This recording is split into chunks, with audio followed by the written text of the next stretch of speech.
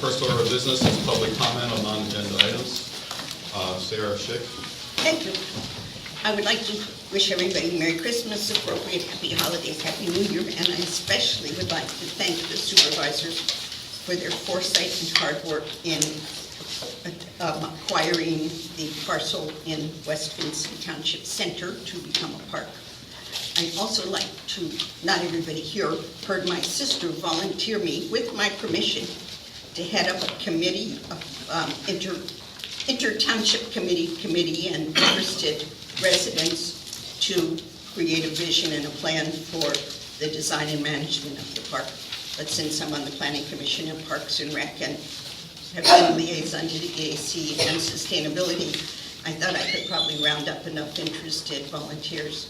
And so I'd like you to please consider that. So, but thank you very much. I know it was a long time coming and that there were things you couldn't let people know you were doing because you can't interfere with a legal issue like an acquisition of property or negotiations. And so thank you all very much. Thank you. Other comments? Yes, Mrs. Delchino. Yes, I need to read this in, please. Oh, sorry, I didn't hear you. I'm reading this into the record, please. Tommy, maybe you should go up and read it in the microphone. I'll speak up loud. Okay. So, on November 25th, following the announcement of the township purchase agreement for the Birchmanville Schoolhouse property, Mr. Miller asked why the HB&A members did not appear happy. Although the president of HB&A and the rest of us expressed happiness, it was suggested that the group should have been more thankful and thrilled at the last-minute save. The frustration was palpable from the supervisor, who expressed that they were only doing what the people wished. It should have also been apparent that people might be equally frustrated with the board. This event occurred within a few weeks of a conditional use hearing, for which they were compelled to hire legal representation and a sudden Bertrandville zoning district change proposal that was based upon little or no study. During the November 25th meeting, I suggested that the BOS do further studies regarding our historical ordinances in order to ensure our historical resources were safe. I asked if we were in fact following Act 247, the Muni Code, where it states plans shall be adopted and suggest studies be done when historical resources are being rezoned. What followed was quite simply a farce.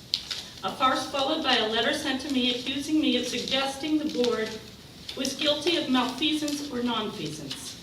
I did nothing of the sort. A search of the meeting transcripts will show that Claire Quinn and others were suggesting that the sewage code was merely a suggestion and that no studies needed to be done. What started as an earnest conversation regarding preservation ended up with people defending sewage acts and demanding to know why people weren't happy. Now, we all agree that Act 247 is the municipal code, constructed as a guideline that local governments adhere to when planning their ordinances and rules. Is there a set-in-stone rule that requires that studies be done regarding historical resources? I don't know.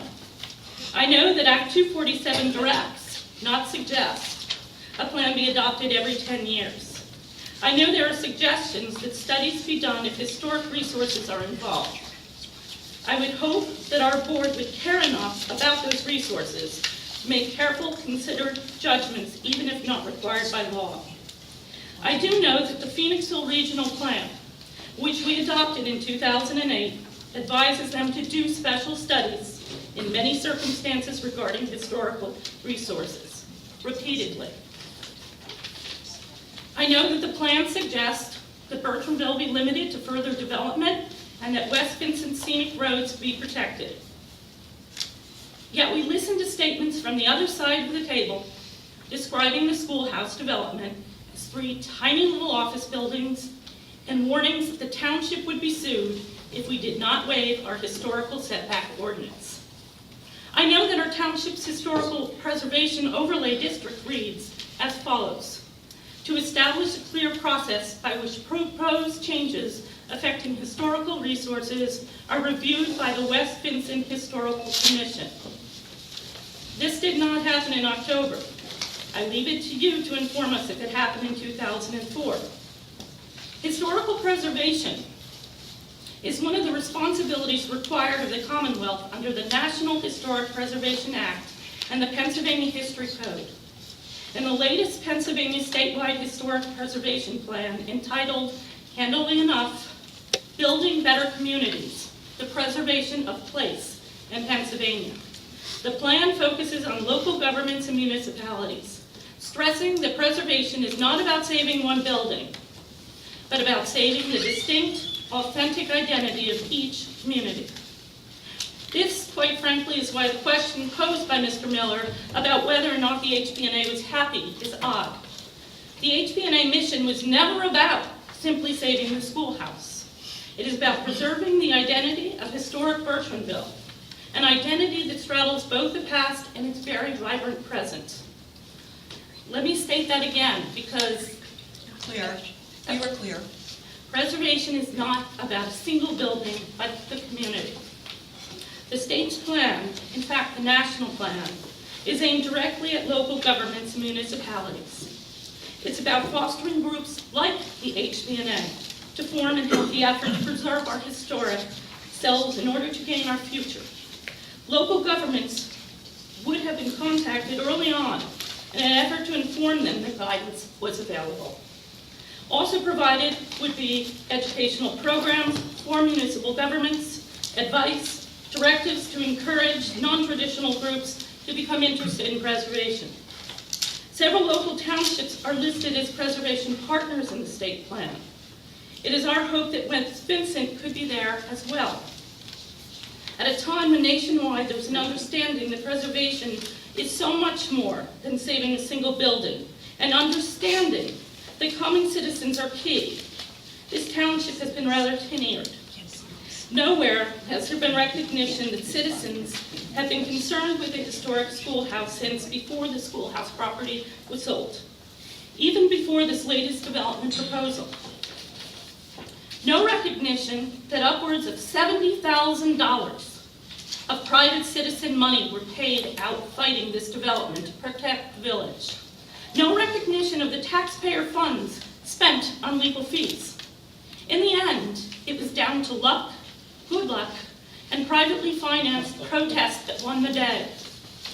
This cannot, under any circumstances, be considered good governance. Good laws should not be bought. Long before conditional use hearing for the schoolhouse, we were told that the historical setback requirement wasn't waived, the township could be sued. When the hearing was imminent and we were forced to hire counsel, among the first things we were told was a township could not be sued for enforcing their own ordinances. What this suggests is one of two things. Either our historical ordinance is not strong enough to protect our resources and must be strengthened, or for whatever reason the board didn't want to take a stand and defend it. Because as it stands right now, the schoolhouse may have been saved, but can the board argue that anything has been done to change the belief that we are one lawsuit away from changing Bertrandville forever? It's been suggested that by the board that the HB&A should come up with what we want, ideas for rezoning. This suggestion can only have been given in frustration and ignorance of the will of the people. We want the board and the planning commission to use all the resources available to us by the state and federal government. Further, Bertrandville doesn't stand alone. West Vincent is rich in historical and natural resources. We all share a common authentic identity, and we all face the same risk. We need to be able to depend, like other historic districts in Pennsylvania, on our conditional use and historical ordinances. We all value open space. It's time we now also value the vernacular landscapes that define us. More importantly, our board needs to recognize that small groups devoted to preserving historical resources are to be encouraged. People are a rich resource too. Thank you.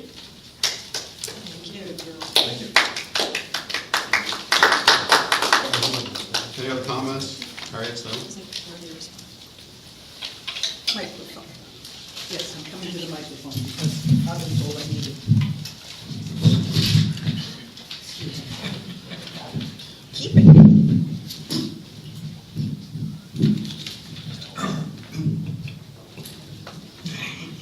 delighted to hear such response for historic protection. And I want you to know that the Historic Resources Committee meets on the first Monday of every month at 5:30 here, and everyone is invited to attend. We want your input on specific things. We want your ideas about how to improve ordinances. We really want to have you there. So it's a small group of people who are working on this, and we can't do it alone. So please, if you're passionate about the history and the vernacular of the township, please come and help work on this. You might tell them about the atlas while you're on that topic. My sister's giving me advice. Yeah, this is really good. Part of, roughly in 2008, till this year, we weren't working terribly fast, but we did complete the historic atlas study for West Vincent Township. This was an update of work that had been done in the 80s and earlier. And so we've got much more up-to-date information about what historic resources we have. It does irk me a little that anything over 50 years old is considered historic, but that's, anyway. I had a second topic I wanted to come to. And this is Claire Quinn's last meeting as a supervisor. And I would like to say some words in praise of her. There are many things that she has done to bring us together as in one community, and I am sorry we will no longer have her help. There are several things I want to compliment. Her emphasis on the need for regional planning, so that each township need not provide for every single use. It's just a terrible thing that the Commonwealth puts on the townships, but if we have regional planning, we can share all those uses within our region. Her devotion to the protection of open space and the environment. West Vincent Township has over 30% of its township preserved through preservation, through easements, through TDRs. I want you to know we're doing a way better job than most townships, and a lot of it has been due to the push from Claire and support from the other supervisors. Her vision of smart growth for the township, that is, having growth take place where there is already infrastructure. And then she wants to make sure that growth takes place in a sustainable manner. And this is just so impressive that she's put that vision forth for all of us. Her emphasis in starting Community Day, a time for all of us together and to enjoy what's special about living here in West Vincent Township. Her excellent cooking for the first community soup dinner. And I'm sorry her restaurant did not succeed. I enjoyed the meals I had there. Claire, thank you very much for all you've given. And all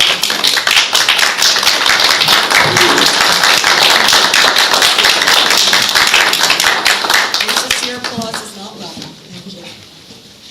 Thank you. Any other comments? Suzanne Roth, I think you're next. Hi, I'd like to thank you all for attending these meetings because it's so important for all of us to understand what's going on.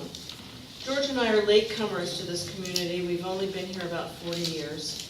And many of you are birthright West Vincent types, for which I envy you. We chose this community very specifically because it was where we wanted to live and it was the community we wanted to share our lives in. So much has changed in those 40 years, it's just breathtaking. Northern Chester County has suffered unmitigated growth. What is happening in our township, what has happened in our township with preserving open space is wonderful. All the ongoing attempts to zone our township properly have been wonderful. The Board of Supervisors must understand that these zoning ordinances were created and they must be enforced.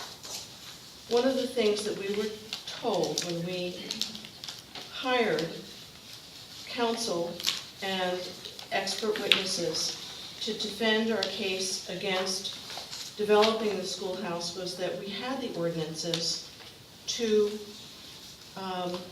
protect us. And that the case was going to be built on the law and nothing else. It was not a whim of anything. It was what has already been written there.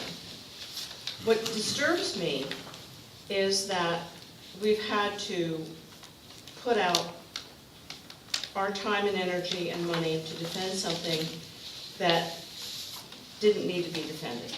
It absolutely did, Suzanne. The fact that you put the time and money and you were present at the conditional use with an attorney may have been the deciding factor. That's what you need to realize. Many applicants in this world spend a lot of money for their plans, and people who are against their applications have to spend money to oppose them in hearings, to be parties, and to have legal and expert representation. That is the norm. It happens in townships across the state. The fact that you went to that length was a signifier to the applicant that they may not want to bother anymore with dealing with the opposition. I cannot read their minds, but that is the recommendation to people that are opposing, grassroots organizations who are opposing development, is that they hire experts to defend their point of view. It is not needlessly spent. There was no decision to sell that property until after that conditional use hearing. We were not a party to that decision. So what you did may have well been money well spent if your outcome, desired outcome, was to save that property, which has been done. And I know you want to scold this board for not preserving your dollars. We could not foresee that this would happen. So Claire, I don't want to get into a contest about this, but as I said, our officials, the people that we hired, the experts said that they're in our zoning ordinances and all the things that the township had constructed. It was very clear that what the developers had proposed wasn't suitable for that particular property. I'll And ask all our of- solicitor to speak to you about that, but I will say this, he was your hired gun. And your hired gun is going to build a case on your point of view and look for reasons why your point of view will be sustained. It doesn't mean that it's a black and white case. I And didn't that, say it was but black you're and saying it was white. all in the ordinance, which is black and white in your reading of it. It is not, and please listen to our solicitor on that matter. Well, I don't wish to argue the point. I mean, I think we can argue this at a time when we're not taking up everybody else's, what I want, as I said, our solicitor and all the experts that we hired, you never got to hear everything they said because I think that our solicitor made a point with the developers that going forward would be difficult.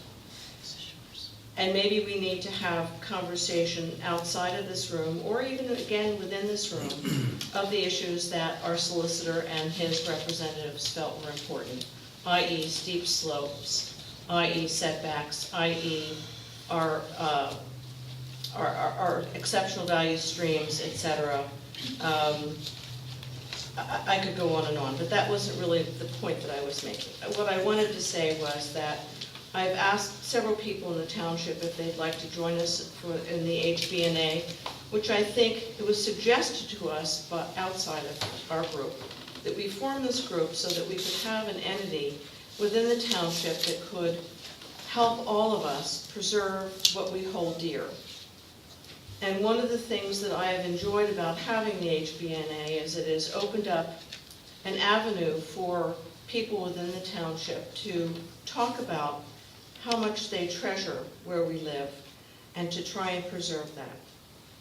One of the suggestions that was offered to me, and I am asking you if it would be possible, would be if we could have a link on the West Vincent Township website to the HBNA with its ideals and its hopes for going forward in the township. I thank you. Okay, Francis Ellis, you're next.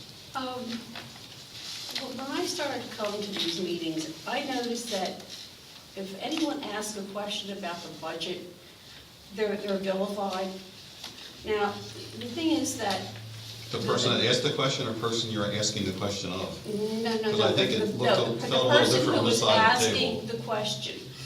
A lot of times they're made fun of by people in the audience. And my personal feeling is, I think that the township should be run as a business, and one of the most important things about any business is how money is being spent. So, and we, you know, we pay a lot of taxes in this township. And I think as a taxpayer, that I have a right, or anyone, and there are people in this room far more brighter than I that really know numbers, that they have a right to ask questions and not be made fun of by people in the audience, or as I was, the meeting before this, when I was approached and the person didn't even want me to leave the building until I was finished listening to her tirade. So that's all I have to say. Thank you. Brian Curry next. Why don't you take Sarah? You're next, Brian. Okay. Get your notes in order. Then, first thing that I've got is we've had a lot of practice with snow removal lately, and got a number of questions here. What exactly was the practice that we were practicing? Hey, we've had 3 snowstorms. That gives us a lot of practice. Actually, it's not practice, it's actually the operation of the road department. Fine. You can go and cause it that way. If you want to say we've had a lot of operations, fine. Now my questions. Who makes the decision to prepare for and call out the West Fencing Road crew for removal? And then who makes the decision to call out D&L Construction for seconded forces when we need them? What's the end of that question? I think I mispronounced it, seconded forces. What do you mean by seconded forces? Backup. Those are the people that support you when you don't have enough of your own people. Okay, I make the decision. Okay. Are there times when the road crew is dismissed early so they can get some rest hours before the expected early call-outs? Sometimes, but not this year yet. Okay. Are you the person then that oversees and directs the snow removal operations? Yes. Are you there for the entire period then too? I'm in the township for the entire period. But you're not actively involved in directing the people that are doing it? Yeah, I am. You are? Okay, so there's no one else who goes and stands in for you? No. Okay. How many, approximately, and again, we've had several events here, how many township road crew people and trucks did we have out during the snow removal and treatment? Just road crew or seconding operations also? I'm asking only about the road crew at this time. We have 4 people on the road crew with 4 trucks. Okay, so you got all of them out there at times? Yes. Okay. And you said trucks? Did we burn some overtime hours clearing the roads? Well, since the snow events, 2 of them were on Saturdays and Sundays, I would say that, yes, you're right. Okay.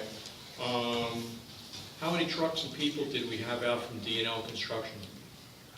2 trucks for 2 of the storms and 3 trucks for another storm. Okay, and each one of them had their own operators then? Yes. Okay. Okay, that's for that section here. Question, and this may be for Steve Sienna.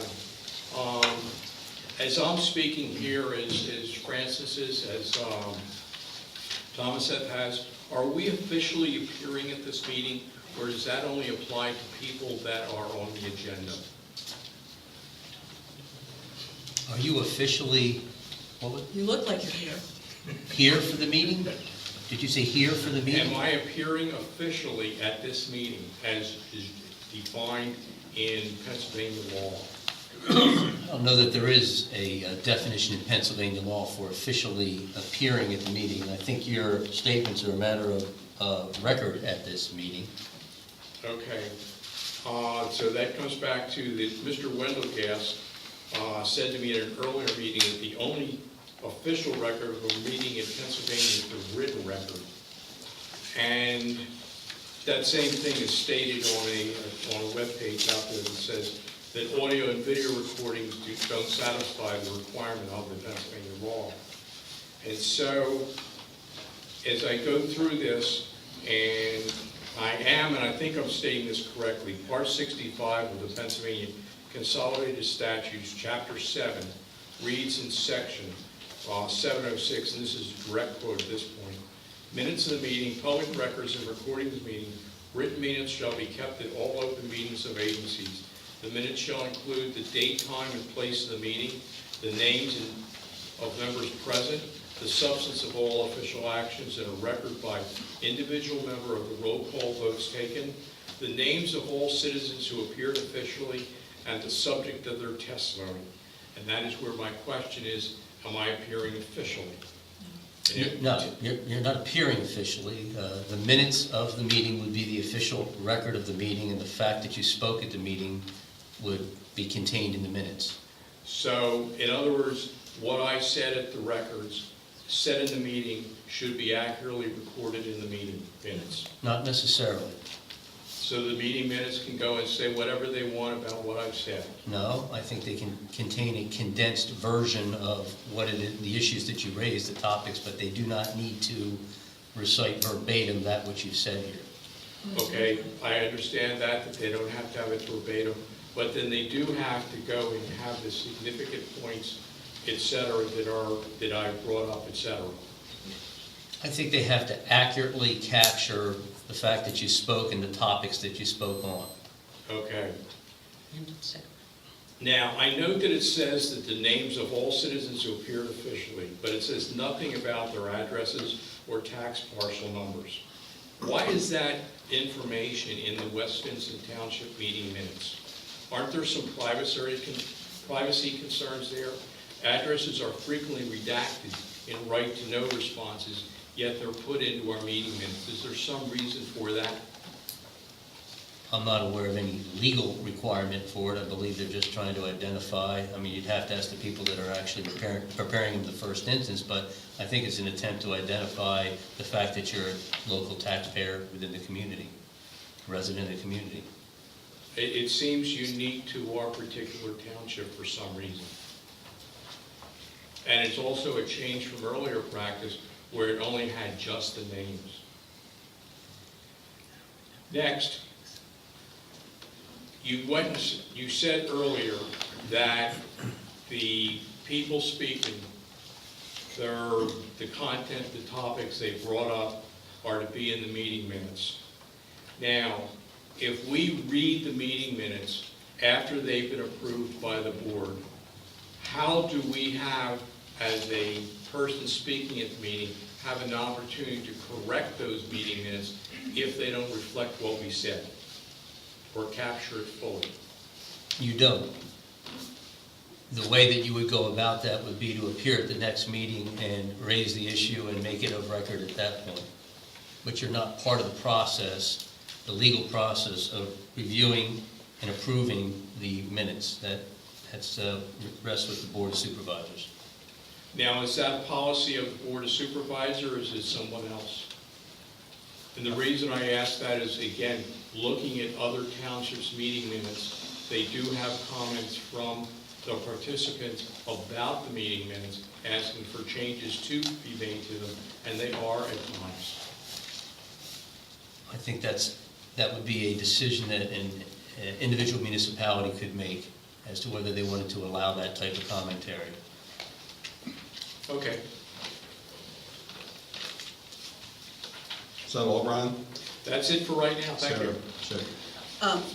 Suzanne's comments raised a concern to me about whether their experts revealed some weakness in our ordinance. So would it be possible to ask Jim to meet with Suzanne to get whatever information there might be about the ordinances that the Planning Commission should look into? Because as you know, we are constantly reviewing the ordinances. And if their experts said there are things that we are weak in, we would certainly want to look at those issues and consider improving that part of the ordinance.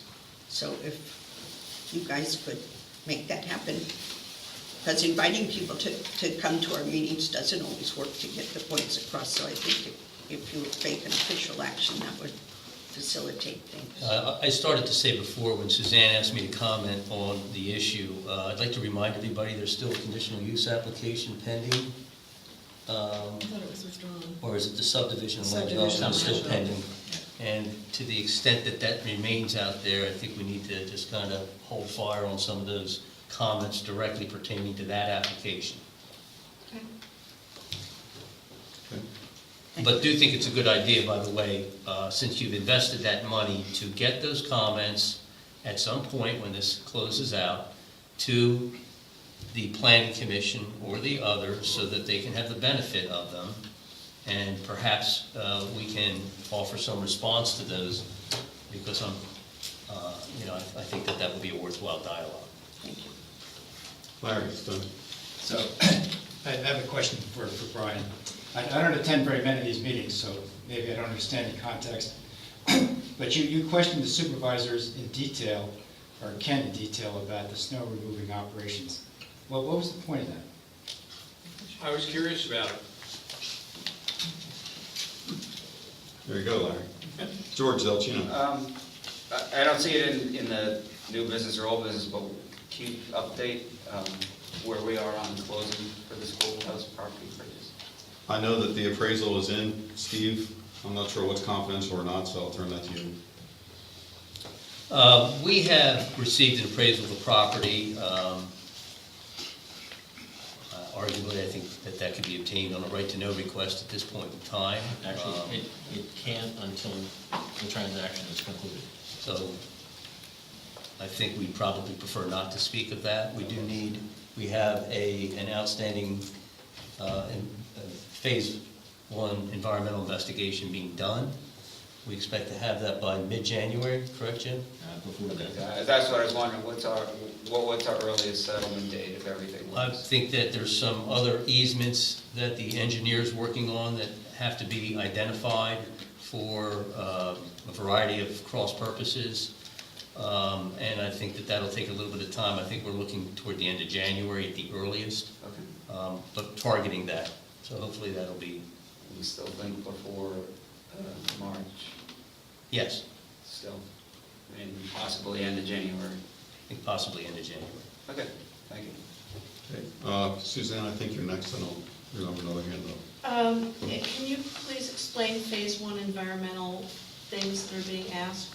Phase 1 environmental is an analysis that environmental groups or engineering groups do based upon data and records available to them to determine whether there are any environmental concerns based on filings with DEP or any other violations that may have occurred on surrounding properties. They'll also do a Would you like limited to pay our physical bills inspection. to our environmental scientists for that information? But does it really amount to looking for brownfield studies and existing EPA issues? For the most part, it's based on records. It's a record study, and they'll do a limited physical inspection of the property. No soil tests or things of that nature. Well, there's soil tests that have been, quite a lot has been done on that property. We understand, but they've been done. It's been done by others, and we feel it's appropriate for the township to obtain its own study. Actually, not even appropriate, necessary. And would that be available to us at the time that it's concluded, that the study's been done? I think once we acquire the property, yes, those records would be available to you. Could I suggest that you might want to make it available to, well, I don't know, I have to think about this, but our experts have put quite a bit of time and energy into looking at the issues about this property, and many of them were environmental. Those are probably different environmental issues. Those are environmental issues from a sensitivity standpoint as opposed to a polluting standpoint. And we're only looking at potential pollution issues with this study. Okay. Okay? Other comments? Okay. Need to approve the minutes of the December 9th, 2013 meeting. Is there a motion to approve? So moved. Second. Any comment? All those in favor? Aye. Jim, manager report?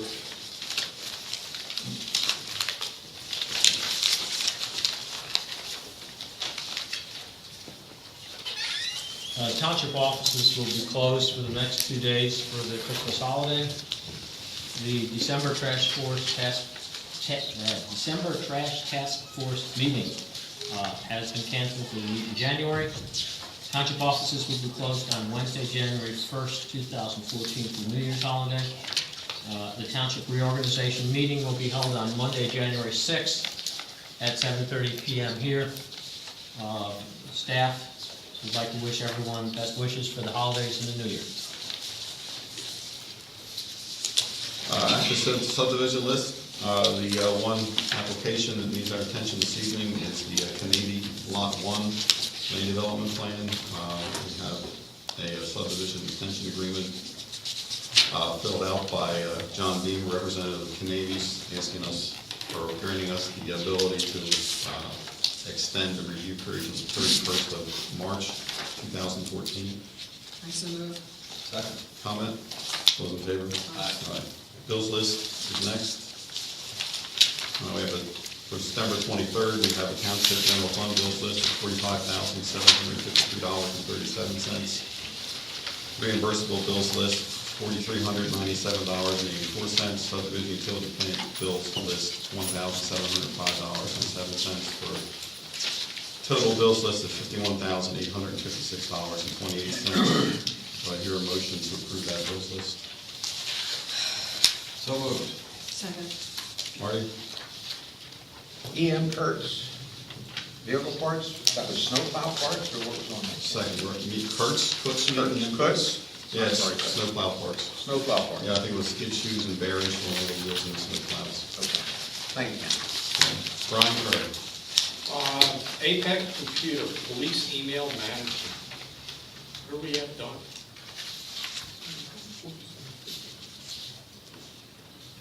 That was done at the request of the chief, and it involved work with the departmental secretary to manage their email addresses because of how they use email to contact people. Okay. Aqua wastewater management, we cleaned storm drains in October. What storm drains do we clean where? We cleaned 2 on Redbone that were plugged with mud from a storm event, I think in May, wasn't it? And we made sure that the inlets on Black Horse Road were cleaned after we finished putting the storm water system in, and we also did the same thing to the pipes and inlets on Hilltop Road immediately before we did. Okay. Borough Phoenixville, regional planning, it says number 51 and 52 for 33736. I'm assuming this is related to the regional planning effort that kind of was mentioned earlier on this evening. What exactly is number 51 and 52? They're the invoices from the consultant, which is KSK Architects, who assists the group of municipalities in preparing and implementing the regional plan. They're submitted on a regular basis.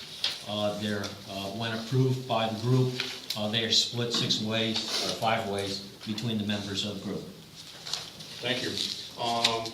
Joseph B. O'Donnell, open space appraisal for $1,800. Which open space appraisal was that? That was the one that was just completed on the property we were just talking about. The schoolhouse property. Got it, okay. Montesano Brothers Italian Marketing and Catering, volunteer luncheon for $673.50. Was this a private event? By invitation only. Okay. So it wasn't publicly announced then?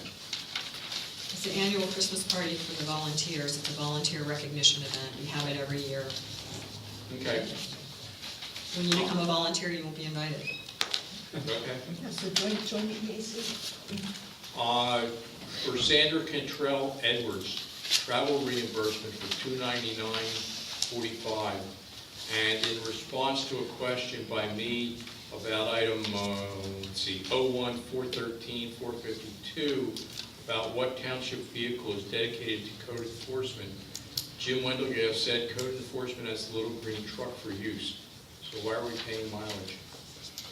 We are paying mileage because she often, particularly on weekends and evenings, will drive from her home to do certain inspections or work that's required, and her mileage is compensable. When she's here, she uses the green pickup truck. We do not allow people to take that truck away from the township building at night. Okay. Schuylkill Township, 2013 joint municipal live scan fees for $1,443.36. What's live scan? This is fingerprinting. It is a consortium of municipalities that does this, and these are the fees which are split between the various municipalities. Okay. And we've got Tamara Swaley again with travel reimbursement of $183.63. Where all did we have Tammy running around? Tammy, among other things, records plans with the recorder of deeds, and depending on the number of things that are done in a certain time period, she racks up the mileage. Okay. Are we touching on reimbursable bills now, or is that coming up later? It's in this bill list. It's in the bills list, and I'll ask that one then. I noticed we've got bills from Jane Gaffer and Kim Troyer from back in 2012. The date of them was 11/13/12. Is there some reason that they weren't paying in a timely manner? And then do we have any other 2013 bills, say from the 1st of January till, say, November the 30th? Because I figure we'll probably have some for December that will be arriving in 2014. That's an interesting question, but with respect to the fees for the zoning hearing board, it's my understanding from dealing with the treasurer that these relate to a particular matter which went into last year. And so when the matter was concluded, the treasurer made payment for the hearings for that matter. In terms of whether the township holds bills till next year, the answer is when the township receives a bill, it's put on a bills list. Once it's approved in a public meeting like this, the township pays it. The township is not an accrual-based entity, it's a cash-based entity. The township does not accrue any expenses for 2014. Okay, thank you. That's it for me on bills. Francis Hill. I hear there was a date for the January trash meeting, or was it just January? Are you going to ask a question about the bills list? That's what the motion Oh, we're no, I'm considering. sorry. I thought he was finished. Okay, no more comments? Motion's been made and seconded. All those in favor? Aye. The correspondence, we have a letter to the Westminster Police Department thanking Officer Russell for his assistance in December 6th for a domestic disturbance. Nothing on the subdivision land development. On their old business, we have Westminster Township subdivision land development ordinance amendments. Steve, you ready to go on these? Yes, what we have under item 5 is a proposed ordinance amending section 611, 612, and appendix C of the subdivision land development ordinance. Those provisions deal with cul-de-sac design, road, and paving specs, and I think that's it for the Saldo. Is there a form of motion for us to read, or how do we do this? Yes, you should have one.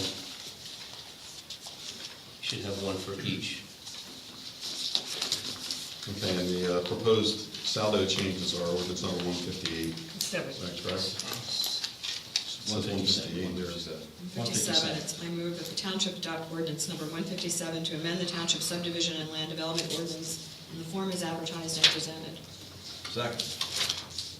Any comment? All those in favor? Aye. Next is ordinance 158. Yes, 158 is the zoning ordinance amendment, which deals with a proposed change to the zoning map to remove a split zone parcel and change it from R3 and LBCC to LBCC, as well as removing Tier 5 options from the R2 and R3 zoning ordinance provisions. And I think that's the bulk of those. Let me double check that.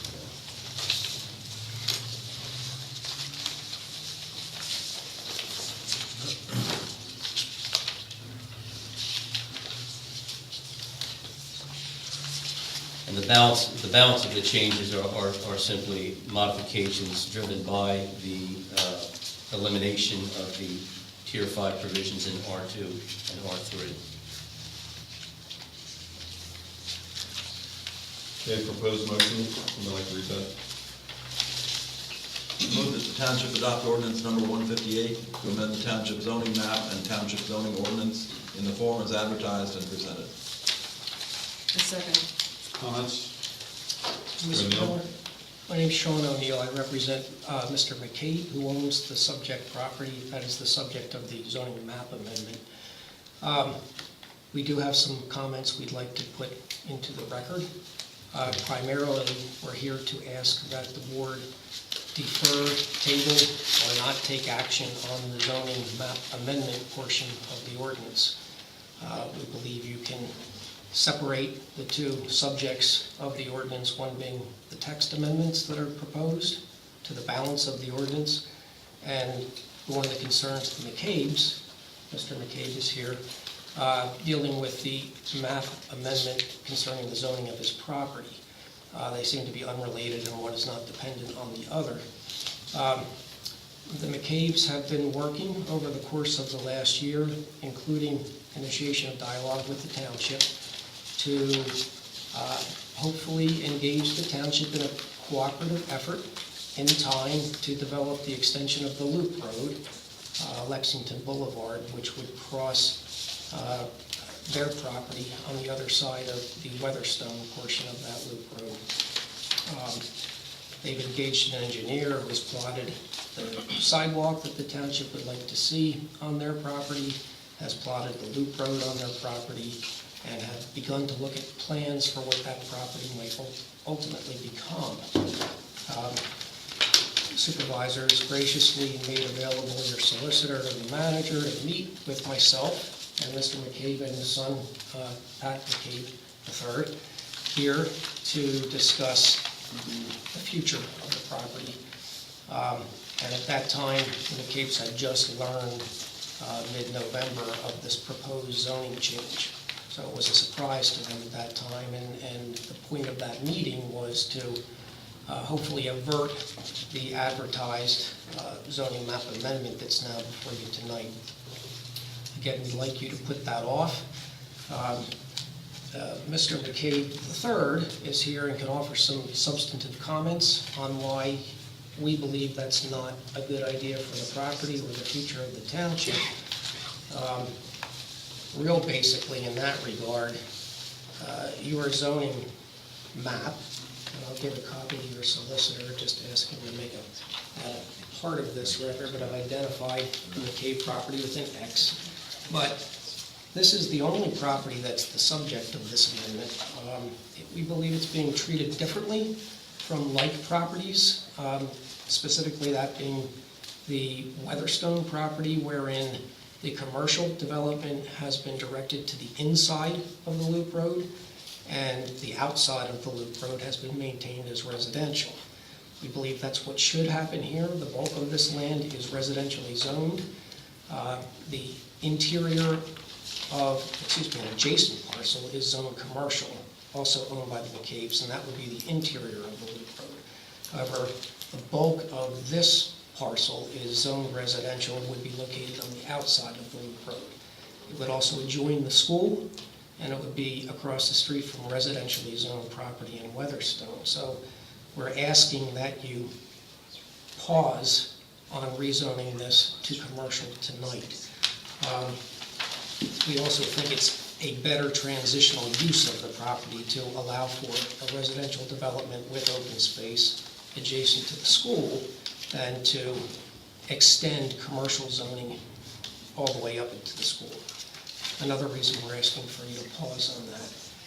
We also think there's some procedural concerns which the township should be aware of and should cause them to pause before acting on this. I'll also ask Steve to make a part of the record McCabe's deed to the property, just to show they have the standing to raise these issues. The advertisement of this hearing in detail breaks down the textual amendments that are being proposed. The advertisement of this hearing with respect to the map amendment says that Section 1 revises the zoning map of West Vincent Township. Doesn't identify the property, doesn't identify its current zoning, doesn't identify its proposed zoning. We don't think that's compliant with the MPC provisions, which require reasonable detail as to the subject of the proposed amendment. It would be different if it was an entire overhaul of the township zoning map, but it's not. It's one property, it's not identified, its existing and proposed zoning are not identified. So we think you'd be better off not acting for that reason. In addition, it doesn't appear, as the MPC requires, that this proposal has been submitted to the Chester County Planning Commission. There was a submission, and if there was, I'll be It was also corrected. submitted to the Phoenixville Regional Planning Committee for approval, which it must be. Okay. Well, I'm just looking at what I can find. And what I can find is when I look at the matrix of the county zoning proposals received and reviewed in November, and this is taken from the public website, there is an identification of a proposal to change zoning of a parcel in West Vincent Township, one parcel from PCLI to LVCC. I'd like to make that matrix a part of the record. There was, in fact, a prior proposal, I believe, to change one property from PCLI zoning to LVCC. But I think that changed. And I don't think the county ever reviewed it. I was able to extract from the website a prior proposed ordinance prepared under the name of Mr. Greenwood, which spells out a proposed change of a parcel to be changed from LI to LVCC. That would be property on Route 100, not this property on Route 401. So maybe there was a later submission, but as of November, the only submission to the county that was reflected on their website so far was of a prior proposed zoning change and not this one. If there was a submission in December that I'm not aware of, then that has occurred very recently. And I'm not sure whether or not it's been discussed at any meetings of the township before tonight. Mr. Wendelgast did kindly, in response to my request, send me a copy of minutes of the Township Planning Commission meeting from October. I don't know that this was proposed at that time. I'd like to make the minutes of the Planning Commission meetings of October and November part of the record. It appears that in October, the Planning Commission was asked to review a proposed zoning change which they reviewed and recommended approval of with respect to two aspects, but deferred action on the Birch Runville subject, which I know has been the subject of much discussion. In November, they didn't touch those first two aspects of the zoning, but they did again revisit the Birch Runville zoning. So whatever action they took on this in public was done in October. Again, to our knowledge, this proposed zoning map amendment was not even proposed in October. The one that the County Planning Commission reviewed in November was for a different parcel with a different zoning. So it's confusing to say the least, but be that as it may, we don't think the legal notice for tonight suffices to identify the property with a proposed rezoning. There was also a requirement under your own ordinance that every property owner within 500 feet of the subject parcel be notified of this hearing. I don't know whether that was done. I assume it was not. If it was not, that's not necessarily a requirement of the municipality's planning code, but we think it's in your ordinance to make sure that people who are going to be affected by a rezoning are notified of it before action is taken on it.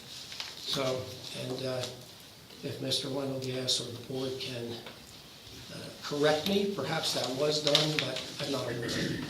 So those are procedural concerns we have. We remain interested in working with the township.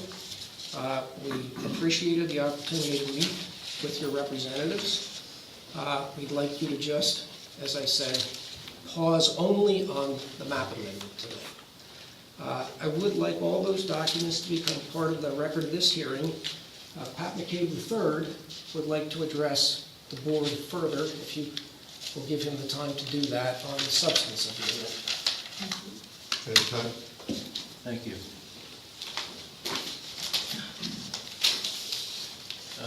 My name's Pat McCabe. I'm a 23-year veteran at CB Richard Ellis. We're a large commercial real estate company, and I'm a broker. So the piece that's in question is between the elementary school and Downingtown Bank. And the loop road is to go in between our property. I'm here to talk about, practically speaking, highest and best use.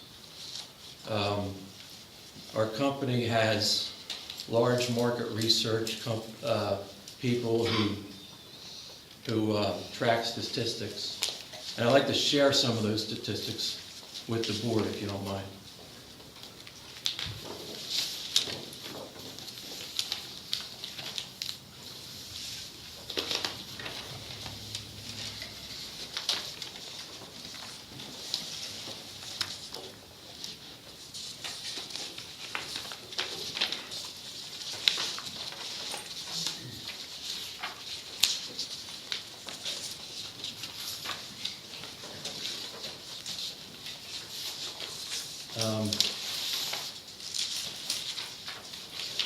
What I just gave you is a map of the 9-county SMSA, which is the Delaware Valley. CBRE tracks commercial vacancy and inventory for our clients and occupiers of real estate. The two markets that are closest to this area are the King of Prussia Valley Forge market, which has 15 million square feet of commercial space, and the Exton Westchester market. Now, those two markets, and Exton Westchester has 3.6 million square feet of retail space. Now, if you just open up to the second page, I'm just going to read this verbatim. At the end of the quarter, third quarter 2013, the direct vacancy rate for the East and Westchester office market was 19.9%. That's not good if you're a landlord, to have that large a vacancy. This was an increase compared to last quarter when the rate was 19.6%. and an increase from last year when the rate was 18.9. So the vacancy rates are trending up. The interesting thing is, in terms of overall market activity, was down from the last quarter with approximately 31,000 square feet of net absorption, while the average asking lease rate dropped to $22.69. Additionally, construction activity was at a standstill, and no new projects were under construction at the end of the third quarter 2013. So vacancy rates are going up. Developers are not building. Okay? That's important. Now, this is the Exton Westchester office market, which is down a little bit from where we are. We don't track this area because there's no office buildings in this area. As we head into the King of Prussia Valley Forge office market, at the end of third quarter 2013, the direct vacancy rate for the King of Prussia Valley Forge office market was 20.5%. This was a decrease compared to last quarter when the rate was 22.8%, and a decrease from last year when the rate was 22.4%. Overall market activity was up from last quarter with approximately 445,000 square feet of net absorption, while the average asking lease rate rose to $24.61. Additionally, construction activity was at a standstill, and no new projects were under construction at the end of third quarter 2013. The King of Prussia market has 15.9 million square feet, and approximately 3 million were vacant. So there's 3 million square feet vacant in the King of Prussia market, in conceivably a much better infrastructure area. You got the Turnpike, you got 202, people want to be there. You're not going to get Fortune 100 companies coming out here when it takes 15, 20 minutes to get from major turnpike access.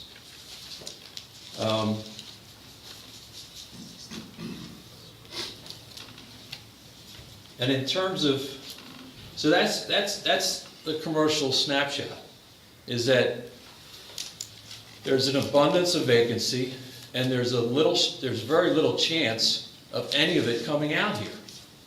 Okay? And I'm gonna shift a little bit in terms of just giving you guys some demographics of this area. When users come to a market, the first thing they want is they want to look at the population, and they want to look at the household income, see how much money is around. And we provide them with these reports. This is a nine-page detailed report, and they want to know what is in a 1 mile radius generally, what is in a 3 mile radius, and a 5 mile radius. They want to know if their customer is out here. So I took a 135 from the intersection of 401 and 100, and just have a few comments in terms of what I see as being important and interesting. And I'm going to share these demographics with you, if you don't mind.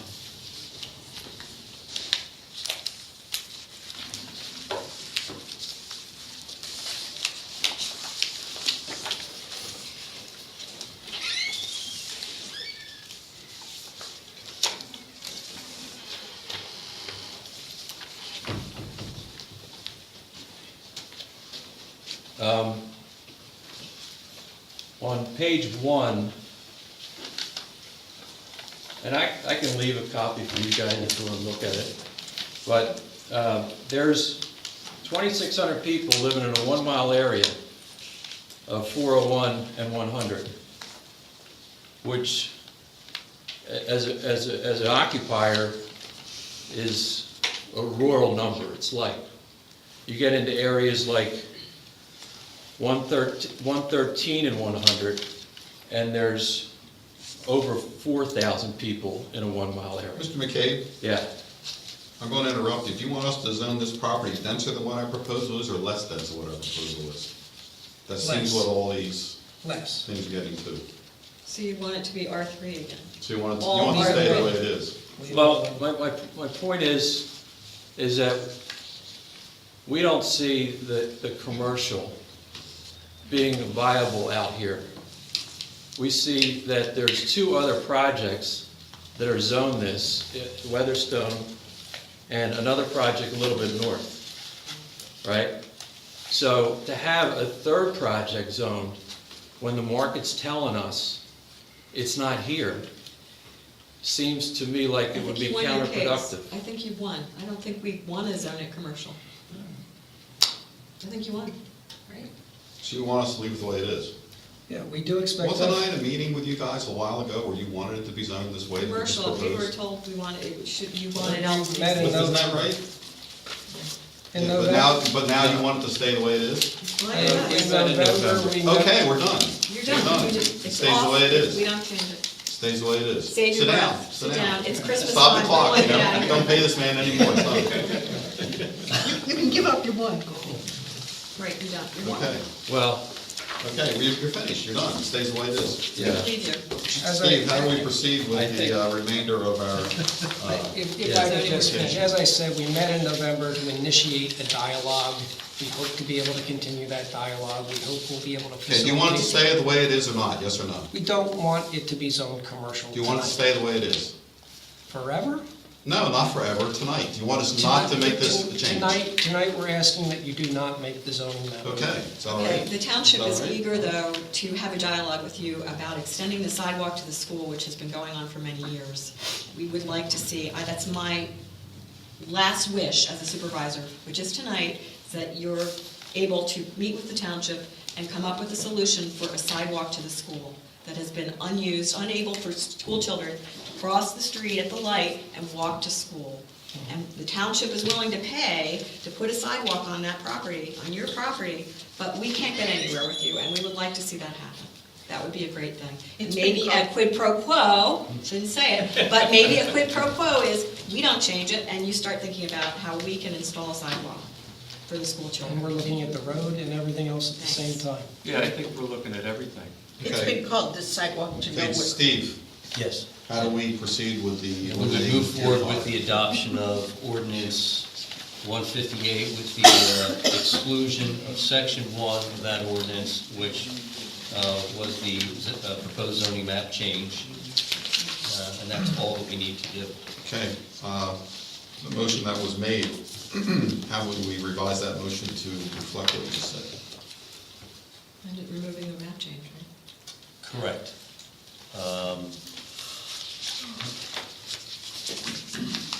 Ordinance 158, well, this is 158 to amend the township zoning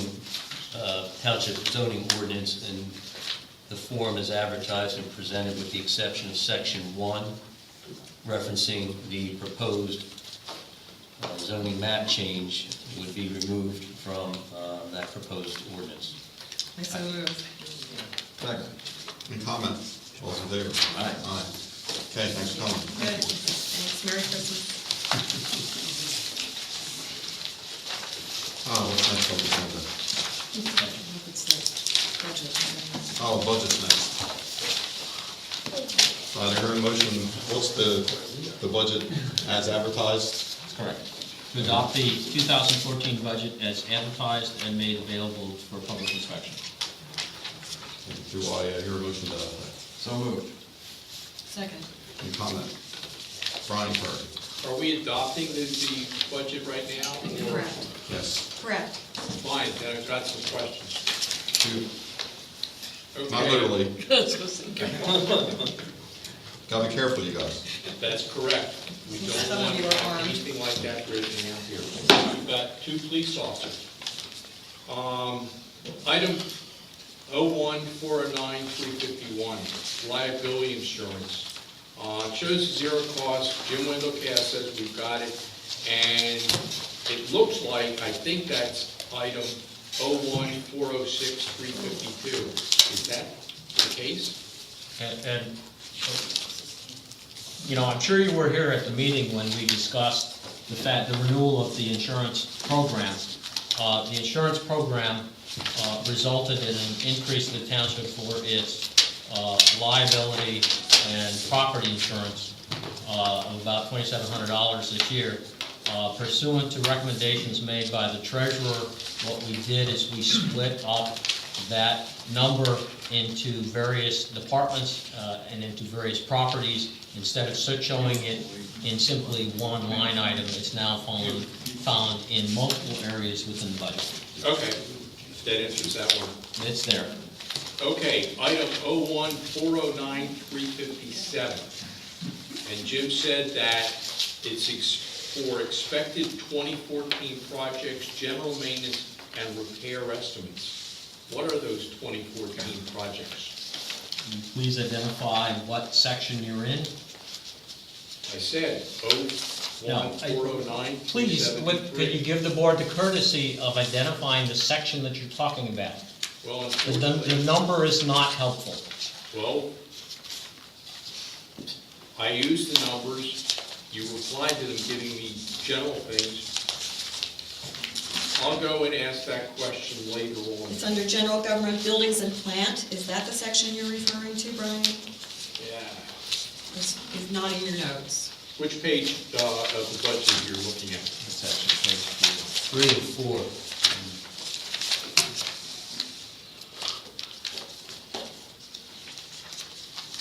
Could you say 01409-354, Ryan? No, 0149373. Repairs and maintenance services services buildings, $20,000.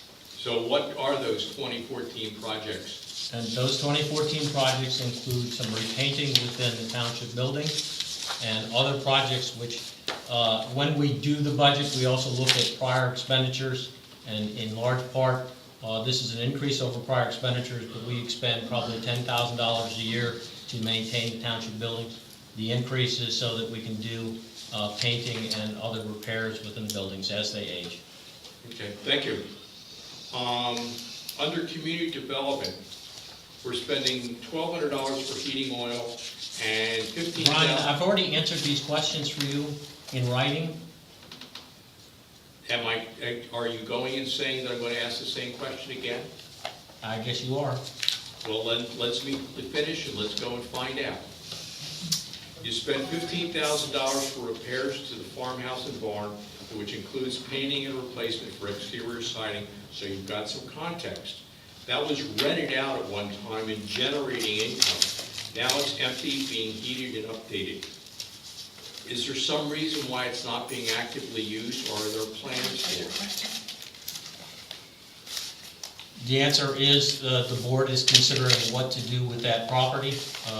It is a property that the board is maintaining, and the expenditures and the budget are to maintain the property. Okay. I'm not going to go and ask that for right now, because I'm going to give them details.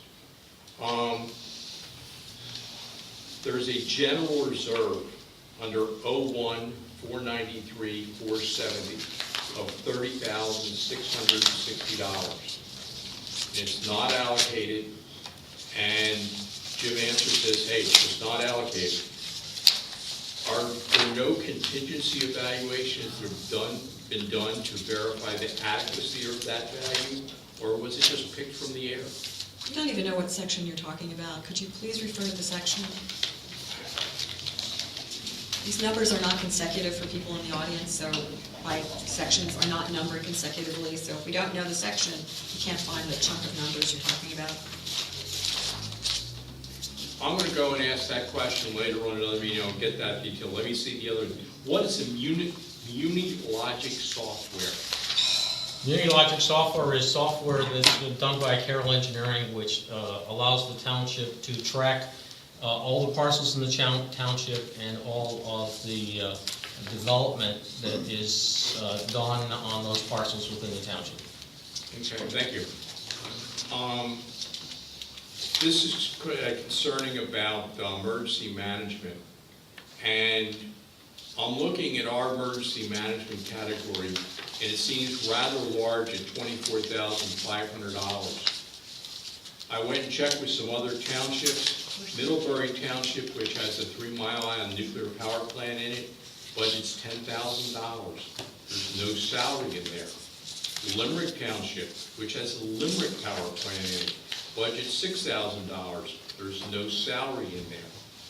Upper Euclid, I think, is in the same range, and none of them have the telephone charges that West Vincent does. Why is there such a difference between our costs and other townships?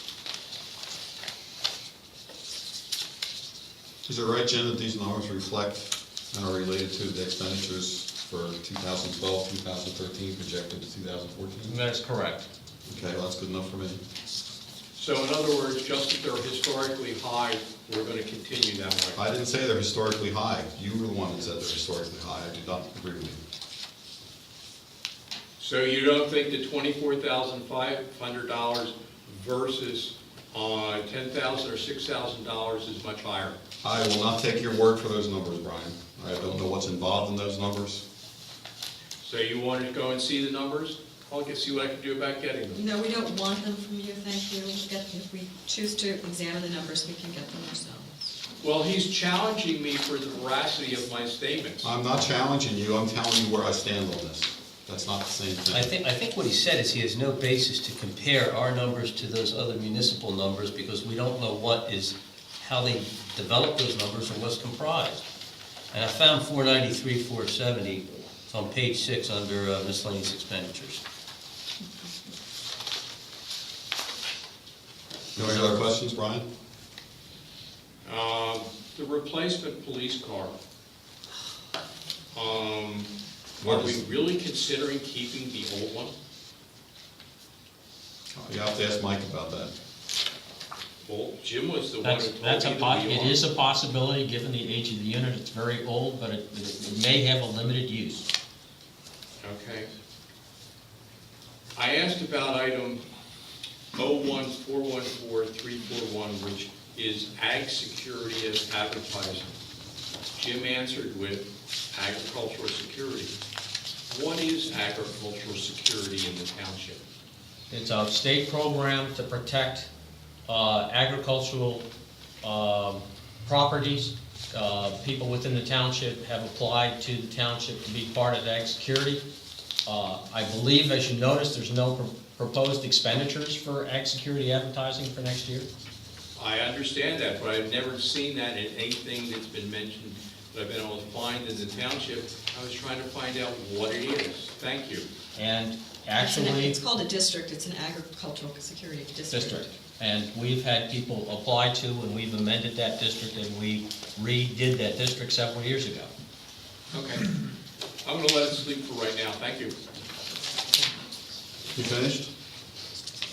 Right now, yes. Motion's been made and seconded. If there's no other comments, all those in favor? Aye. What's next? Resolution 19, Okay. setting tax rate for 2014. Okay, resolution 19, 2013, setting tax rate for 2014.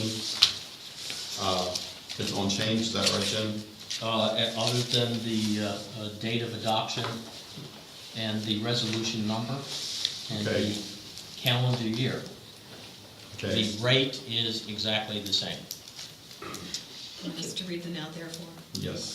Now therefore be it resolved, and it is hereby resolved by the Board of Supervisors of West Hinson Township that a tax for calendar year 2014 on real property within the township made taxable for general township purposes be and hereby is levied at the rate of 2 9/100 mils, that is .00209, or, in other words, at the rate of no dollars and 29 cents, 20.9 cents, upon each $100 of assessed valuation of taxable property, or a total rate of 2 9/100 mils, .00209, or in other words, at the rate of no dollars and 29 cents upon each $100 of assessed valuation of taxable property. I move that we adopt the ordinance. Second. Comments? Those in favor? Aye. Aye. Thank you. Very good.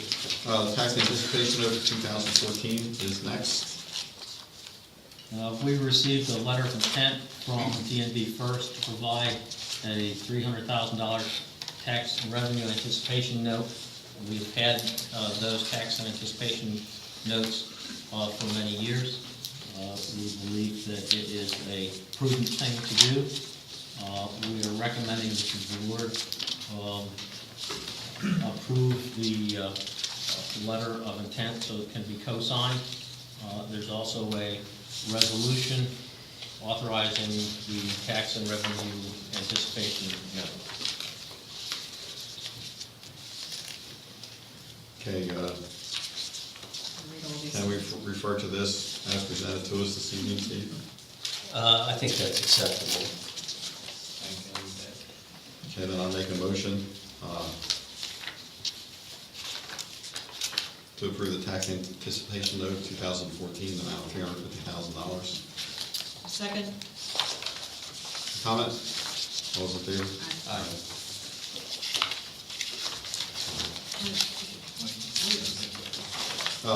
We have quotes on installing heat in the maintenance building. That would be for the part that we just cemented the floor and closed in the doors. We have 3 prices. We have McCumsey Builders, $11,280. Mowers Heating, Refrigeration, Heating and Cooling, $15,000. Summers and Zims, $9,950. It looks like there's 2 options under McCumsey's. Right, but the forced hot air is a very fuel inefficient way to heat that area. That's why it's so cheap. So do I hear a motion to approve the lowest bid, which is $9,950, to put heat in the unimproved portion of the shop? So moved. Second? Comments? Yeah, or What kind of heat is that, Ken? propane, infrared. Infrared, okay. Thank you. Suzanne? Is there any chance, I don't understand heating so much, but is there any chance that we could move forward with that heating to use solar, or would that be prohibitive? Does it make any sense as we look to renewables going forward? I mean, propane is a nice big heat, but is there another way to do it as we look forward? I would imagine that there's not a practical, cost-effective way to do that. Okay. I'm not sure about that. I know that propane infrared is the lowest cost option that we could find. And does that just function as, on heat as needed kind of thing? Yes. Okay, so it would be when the gentlemen are there and... Yeah, and it heats things, not air, Okay, and then the heat radiates from the things that heat Okay. the air. thank you. Brian, if you have your hand up. My questions have been answered, thank you. Other comments? Motion's been made and seconded. All those in favor? Aye. Addition to the sergeant positions of the West Vincent Township Police Department. Steve, you want to go over that? Yes, the collective bargaining unit has proposed the establishment of a sergeant position, which would provide the Township Police Department with a mid-level management position confirming command responsibility within the department and offering on-scene accountability and supervision for the other officers. The provision provides backup responsibility for the chief of police as well as additional coverage on weekends and evenings, and it also rewards and enhances retention of a proven officer with approximately 10 years of experience. The position provides for a 6% salary increase over that of a full-time patrolman salary, and there are no other benefits. The process for selecting the officer was an independent evaluation by 2 chiefs from municipalities that did not adjoin West Vincent Township and had no personal relationship with West Vincent Township's chief or other officers. The process followed was in accordance with the guidelines established by the Pennsylvania Chiefs Association to ensure objectivity. This matter was raised as a personnel matter by Chief Swinninger, who could not be here this evening, but was in favor of the proposed, the establishment of the position for the reasons set forth. Okay, we have a proposed motion. I hereby move that the township approve the memorandum of understanding regarding the establishment of the position of sergeant within the West Vincent Township Police Department as a modification to the collective bargaining agreement between the township and the West Vincent Township Police Officers Association, and that the chairman of the Board of Supervisors be authorized to execute the same on behalf of the township. I'll make that motion. Second. Any comment? Suzanne? My question is, I think it's a great idea. Should it just be a sergeant, or would assistant chief be a better move? We're I have no operating clue. under the direction of the chief. He's in charge of the police activities in the township. Well, I think it's terrific that we have a second person in charge when chief is not here, so that's, I thank you for making that motion and moving forward. I just was questioning because I don't understand all of that stuff. Okay. John? What's the cost, that addition for the... 6%. 6% more than a regular patrolman's salary. I can't hear you. 6% more than a regular patrolman's salary? Is it an additional person? No, one of the existing officers will become a sergeant and still perform the same duties that he already performs. And in addition, he'll be responsible for the department when the chief puts him in charge. Any other comments? Artie? Then he will patrol. Yes. Okay. Thank you, Ken. Yeah. Other comments? Motion's been made and seconded. All those in favor? Aye. Aye. Do we appoint Austin Russell to the position of sergeant tonight? Yes, I think that would be Do we need a appropriate. motion to do that? I think really that's the chief's prerogative, but I think we can also do it with a motion here, yes. Okay. Okay, Austin, you here?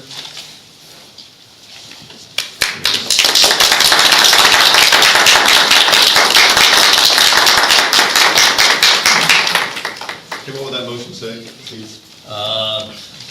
That we hereby approve Austin Russell, or elevate Austin Russell to the position of sergeant of the West Vincent Township Police Officers Association. First and original sergeant.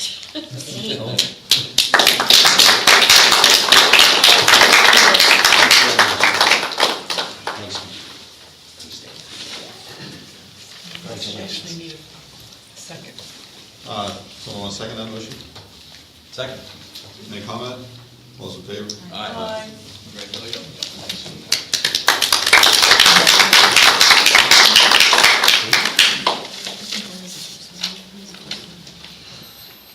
We have quotes on a wheel loader to be purchased for use by the road department. We have 4 manufacturers quoted prices. They're all the same class of loader, which means the same capabilities and horsepower as close as the manufacturers can come, and they're all equipped the same with the same attachments. Caterpillar's cost is $165,457. Case is $152,800. JCB is $160,417, and John Deere is $162,100. I would recommend the purchase of the Case Model 621F for $152,800. I so move. Second. Comments? Francis? What's a wheel loader? It's a machine with rubber tires on it that's used to load trucks. Oh, like so you put sand and salt in the truck? Yes, Is and that stone. what it does? Yes. Okay, I understand. Okay. John, did you have your hand up? No. Okay. I do have a question though. Okay, yeah. The proposed, is there gonna be financing involved, or is it just gonna be a one lump sum payment? Lump sum payment. And that's what you're gonna decide tonight? Yes. Yep. Brian, I think you had your hand up? What does this do that our existing equipment doesn't do? Loads a lot faster, more effectively. Okay. Do we have a written justification for why we need it? No. Okay. How often have we used one, say, in the last 2 years? Probably leased one, I would say, between 8 and 12 times in the last 2 years.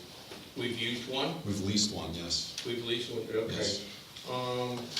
So we did do a rent versus an own evaluation? Yes. We did do it or did not? Yeah, we did. Okay, and it came out cheaper to own one as opposed to renting it, correct? Yes. Okay. Yes. So You mean rental by a weekly, hourly, monthly rate, not a lease purchase, is that right? That is correct. Okay. Renting it on it as we need it, it's delivered to us. Yeah. Right. What type of savings do we get by owning it as opposed to renting it? I couldn't put an exact number to that because we have it here all the time. We're going to use it much more than if we rented one piecemeal. Okay. Do we have any idea what the annual operating costs of it are? About $5,000, fuel included. Okay. Thank you. Artie? Question on the loader itself. Have we looked into a used one, a good used one, late model? Yeah, we did. There was Honeybrook Township had a 10-year-old John Deere wheel loader that they put on Municipid, which is a bid service that only municipalities in Pennsylvania can use, but anybody can bid on it. The machine had about 5,000 hours on it. It was 10 years old, brought $71,000, which we thought was way overpriced for a 10-year-old used machine. Are there any up there that maybe on a yearly, maybe a year old that was out on lease purchase or lease? No, because what happens is, when you buy new, the municipal discount on these machines is between $70,000 and $80,000 off of a contractor's price. When a machine is offered for sale, that discount does not apply. Do you understand what I'm saying? Okay. In other words, when a dealer has a machine for sale, there is no used machine for sale. There's no Right, you're municipal doing a discount. piggyback off of. Right, the discount comes from the manufacturer, not from the dealer. Right. So you have to buy it. If none of these machines that have these prices are owned by a dealer, because if the dealer buys it, they can't give the municipal discount. Right, they're gonna be, Manufacturer can. whatever the percentage is higher than that. Yes, yeah, and all these are on the state bid list, and all these prices actually are discounted from what the state bid calls out. Okay, thank you. Brian? For that number that you said for the Honeybrook unit that had 5,000 hours and 10 years old, that says that they were using it about 500 hours a year. Do you figure we're going to use it about the same amount? Yeah, I would think so. Okay. Suzanne, Roll. My only other question is, and this is because I deal with a company that, or a group that also buys equipment and looks all over for the purchase of equipment. I don't know specifically about a wheel loader, but you've looked in the state. Is it worth looking outside the state before you buy this? I mean, is there a market? You mean look at all the used equipment or I don't contact want you to dealers run all all around? over the place. No, I don't want you to run all over the place, but I'm just wondering if there's a market for wheel loaders. Is it only within the state that is, or could there be something used that would be in New Jersey? Yeah, there could be or- something used anywhere. Well, I understand that, Yes. but is there a possibility that there could be something closer that would be a better price than what's been offered in the used market as opposed to buying a brand new one? And I don't know, because sometimes buying brand new, you get better agreements as far as, what do you call those things?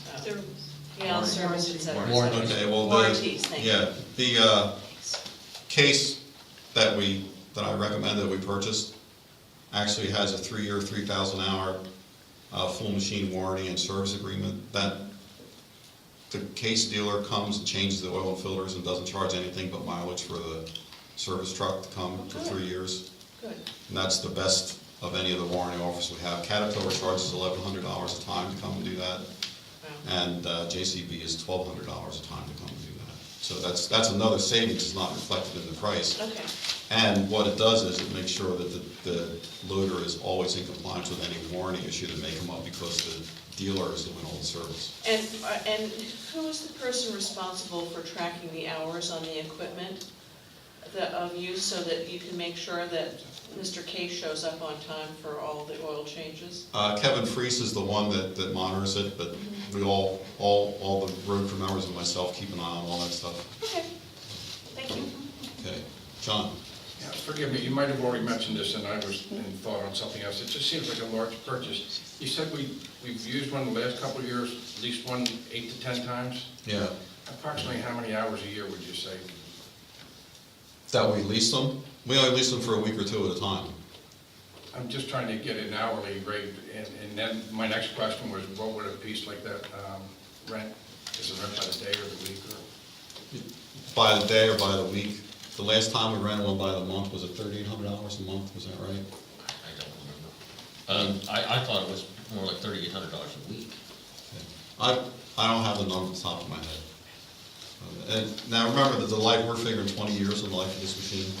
That was another question. So, and the experience that we've had with the equipment that we've purchased, we are getting that kind of life out of the things that we've purchased for the township. Okay, John? Yes, thank you. Okay, Brian's next. The CoStar's purchase also, if I understand what you just said there, is is a very substantial discount off the normal list price. Yes. Where if we went outside the state, we would be getting any CoStarz discounted, would be Well, great. on any used machine, even in the state, there's no CoStar discount, because CoStarz only is from the manufacturer, so it's only new equipment. And that would probably be like, almost like the initial depreciation or something like that if you were buying used? I don't know.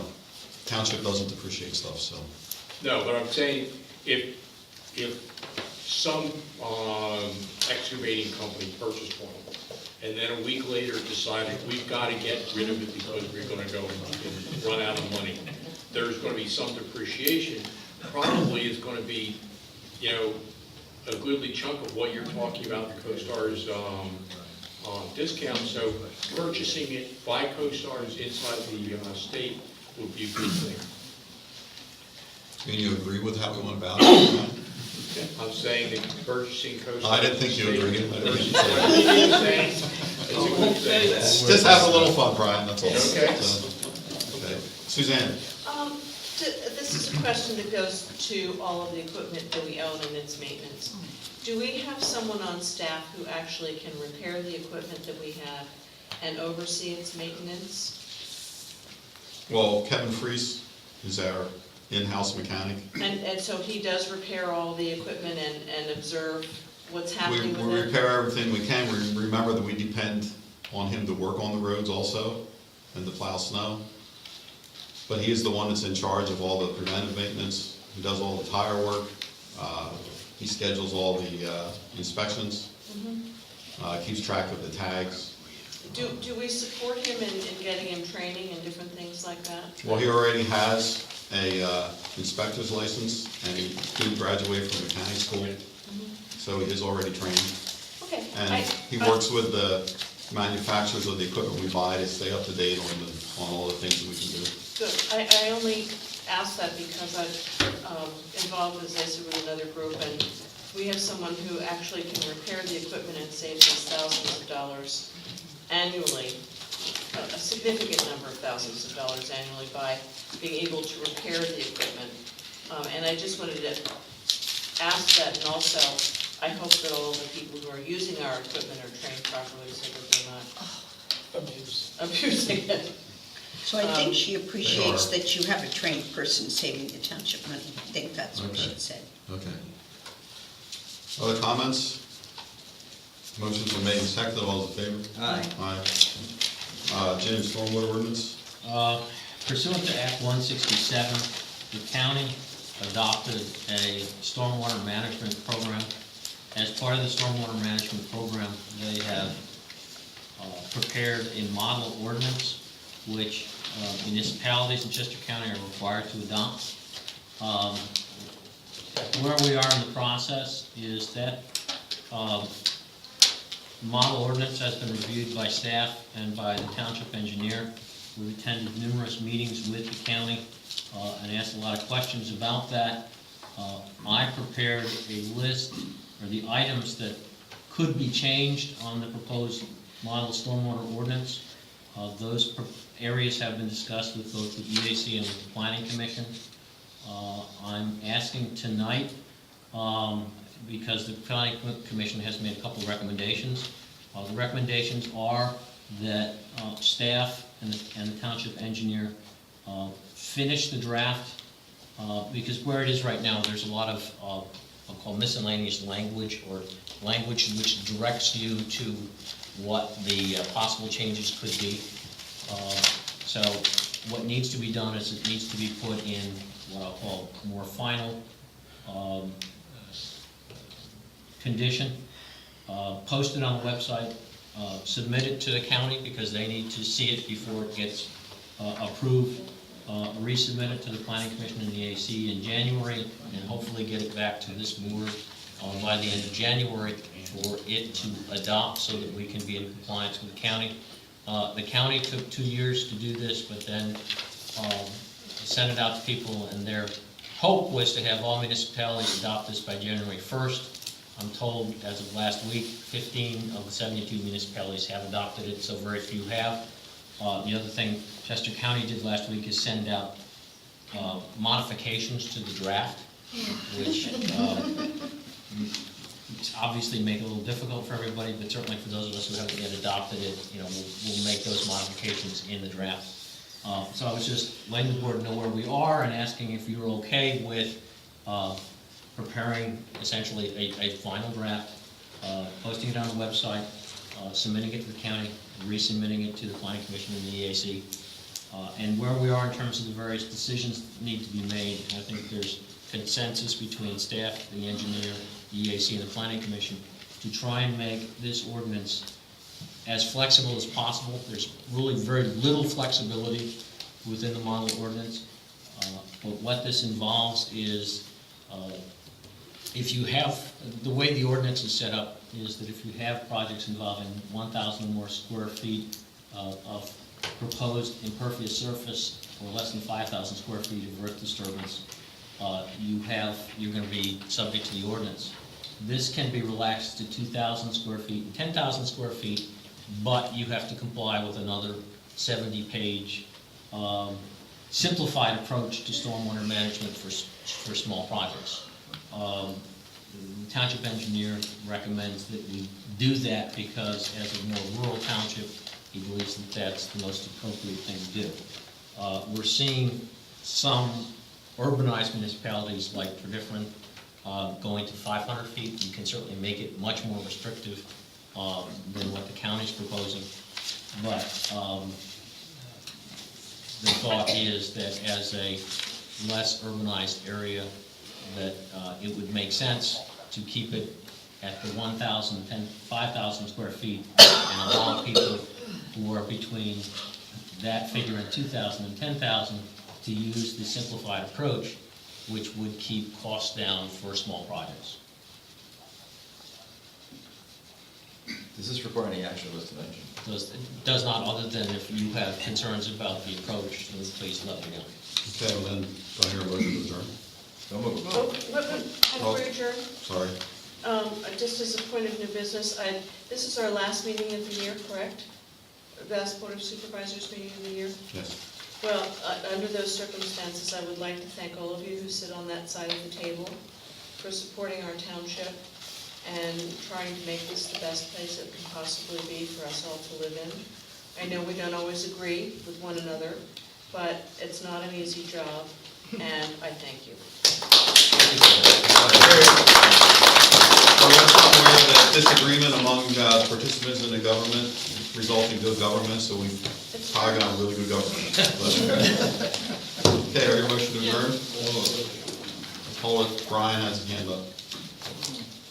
Jim at the planning commission went and gave a lot of descriptive verbiage about the impact of this stormwater ordinance. And I think I found it helpful, and I think other people at that meeting did also. When it gets pasted onto the website, could Jim go and also include some, I'm going to say, this is what the impact is on real people that don't go and read the, 109 pages? That's approximately 150 pages long. I think you had a cheat sheet, which is what Brian's talking about. Yeah, and it would be our intention to post that also. Okay, thank you. Okay, now can I hear a motion to adjourn? Second. Those in favor? Aye. Aye.